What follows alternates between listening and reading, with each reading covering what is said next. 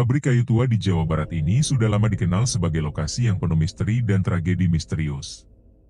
Berdiri sejak era 1960-an, pabrik ini awalnya dikelola oleh keluarga Pak Darmono yang terkenal ulet dan gigih. Namun, selama beberapa dekade beroperasi, pabrik ini mengalami hal-hal aneh yang mengganggu para pekerjanya.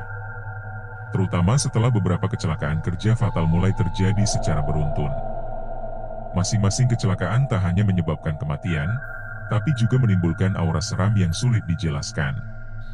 Pabrik ini pernah disebut pabrik pemakan jiwa oleh para penduduk sekitar karena setiap kali ada korban kecelakaan, produksi malah meningkat pesat.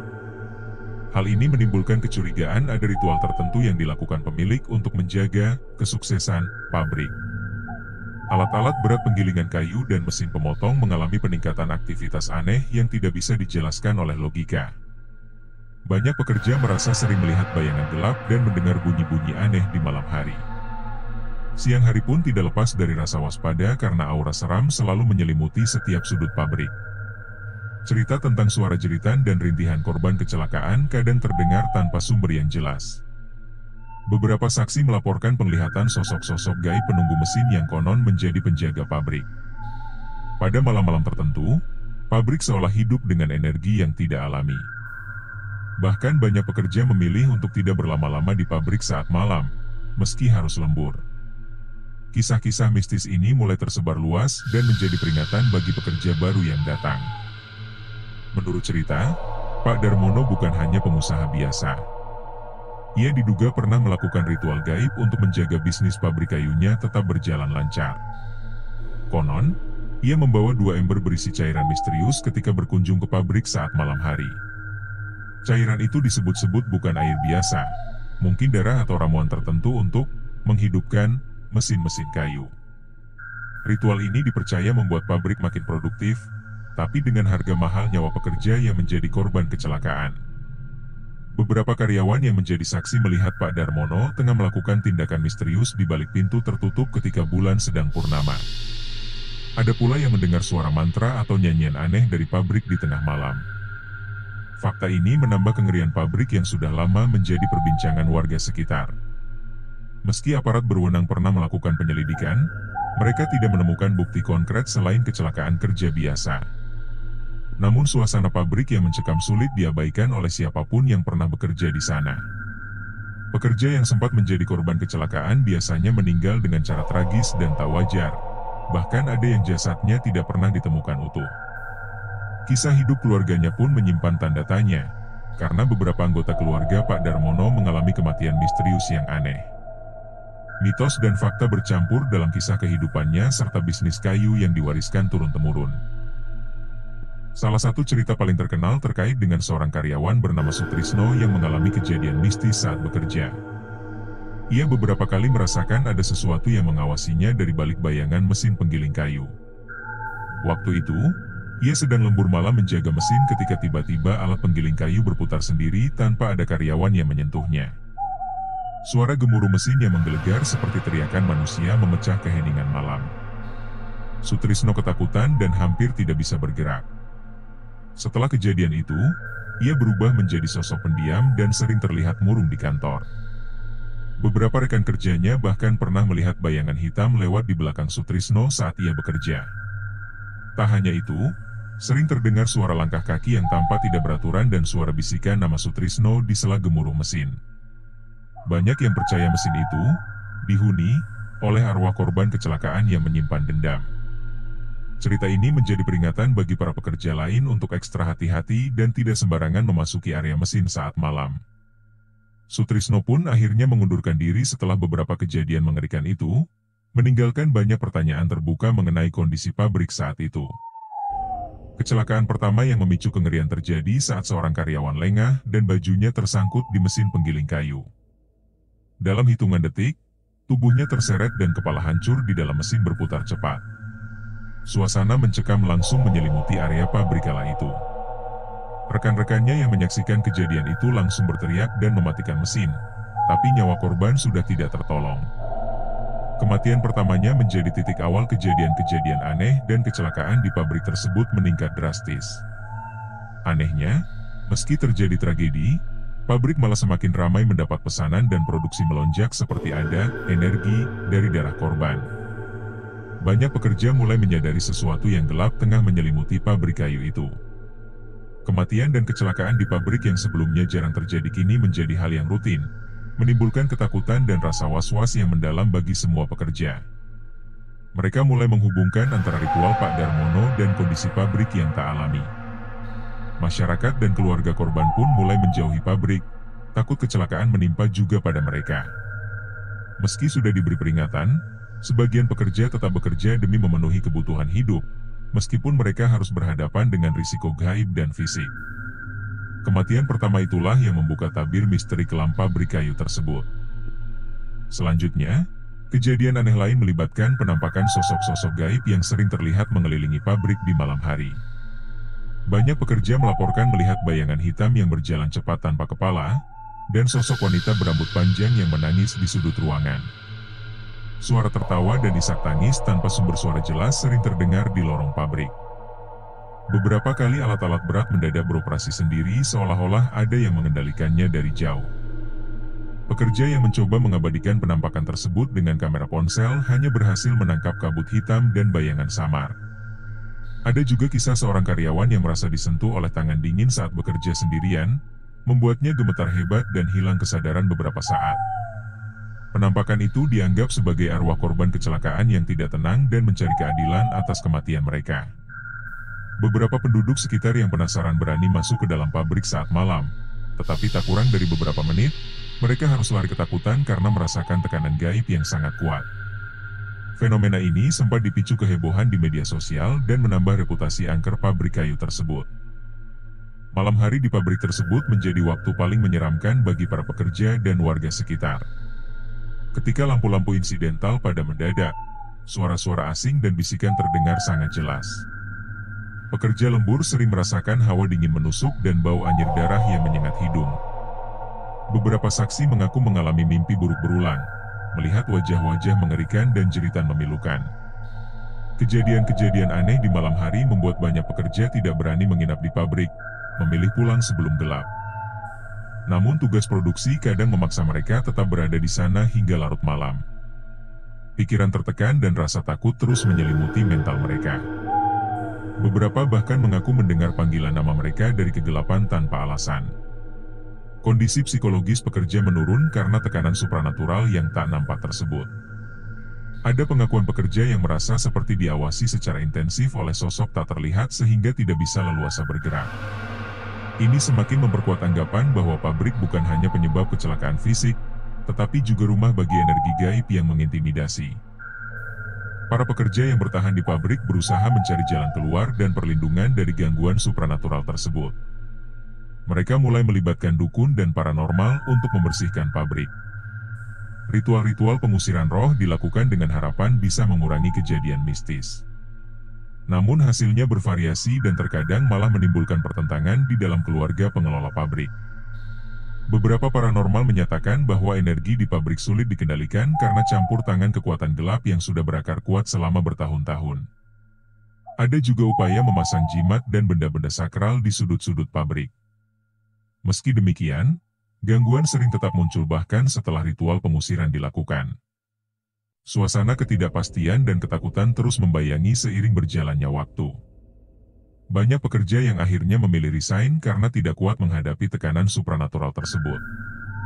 Pengelola pabrik pun mulai kewalahan menghadapi kondisi yang semakin tidak terkendali. Ini menjadi dilema, apakah harus meneruskan operasi atau menutup sementara pabrik untuk menyelamatkan pekerja. Selain gangguan gaib, kecelakaan kerja fisik juga masih sering terjadi di pabrik, menunjukkan kompleksitas masalah yang dihadapi. Banyak pekerja yang terpotong jarinya akibat mesin tajam dan kecelakaan tangan yang serius. Bahkan ada yang harus kehilangan sebagian anggota tubuhnya karena insiden mesin tidak terkendali. Penanganan medis di lokasi sering terlambat karena kondisi lokasi yang cukup terpencil. Kondisi mesin yang kadang error juga memicu kecelakaan berulang. Karyawan yang cedera biasanya harus menunggu lama untuk evakuasi ke rumah sakit terdekat. Namun di tengah ketakutan terhadap hal yang gaib, mereka harus tetap melaksanakan tugas agar produksi tidak terlambat. Beberapa pekerja yang mengalami cedera parah kemudian terkena trauma fisik dan psikologis yang berkepanjangan. Psikolog dan konselor sulit menjangkau mereka karena lokasi pabrik yang jauh dari pusat kota. Ini menambah kompleksitas masalah sosial di lingkungan pabrik. Kehidupan pekerja menjadi semakin sulit dan tertekan antara ancaman fisik dan supranatural. Kondisi pabrik yang menyeramkan ini juga menjadi perhatian warga sekitar yang mulai menghindari area tersebut. Masyarakat sekitar sering melihat aktivitas aneh seperti asap putih berkeliaran di atas pabrik saat pagi dan malam hari. Beberapa warga mengaku pernah mendengar suara teriakan dan jeritan yang bikin merinding walau dari luar pagar pabrik. Mereka takut kecelakaan fatal akan menimpa keluarganya yang bekerja di sana. Suasana negatif ini membuat nilai tanah sekitar pabrik menjadi menurun drastis. Beberapa usaha kecil di sekitar juga merasakan dampak berkurangnya pelanggan akibat ketakutan warga. Pemerintah setempat sempat melakukan inspeksi keselamatan kerja dan rekomendasi agar pabrik meningkatkan keamanan dan kesejahteraan pekerja. Namun persoalan mistis di pabrik sulit dibuktikan dan cenderung dianggap mitos oleh aparat. Penduduk lebih memilih menjalani protokol keselamatan ekstra dan menghormati larangan yang disampaikan oleh para dukun setempat. Keberadaan pabrik kayu ini sempat menjadi titik perdebatan panas antara pemilik, pekerja, dan pemerintah. Pemilik pabrik merasa keberatan jika harus menutup usaha karena dampak ekonomi yang besar. Sebaliknya, pekerja dan warga mendesak agar keselamatan lebih diutamakan dan kondisi mistis ditangani serius. Dialog panjang dilakukan agar ada solusi terbaik, namun kompleksitas masalah membuat jalan keluar tidak mudah. Pemerintah merekomendasikan audit keselamatan dan pelatihan bagi pekerja untuk mengurangi risiko kecelakaan. Tapi tekanan budaya mistis dan ketakutan gaib tidak bisa diabaikan begitu saja. Konflik antara menguntungkan bisnis versus keselamatan nyawa menjadi dilema utama. Banyak pekerja yang minta penggantian atau kompensasi dari kejadian kecelakaan yang berulang. Keluarga korban juga menuntut kejelasan dan keadilan atas insiden yang menimpa orang terdekat. Semua pihak berusaha mencari solusi demi kebaikan bersama. Kisah mistis di pabrik kayu ini menarik perhatian media lokal dan komunitas pecinta cerita horor serta peneliti budaya. Beberapa jurnalis melakukan liputan mendalam dan mewawancarai pekerja serta saksi mata. Cerita dan testimoni mereka menjadi bahan dokumentasi yang semakin memperkuat legenda urban pabrik pemakan jiwa. Sejumlah video dan rekaman suara aneh di area pabrik juga beredar luas di internet, membuat cerita ini viral. Komunitas paranormal dan dukun datang untuk mengobservasi pabrik dan mencoba melakukan ritual pemurnian. Ada pula kelompok antropologi budaya yang meneliti bagaimana mitos tersebut mempengaruhi kehidupan sosial di sekitarnya.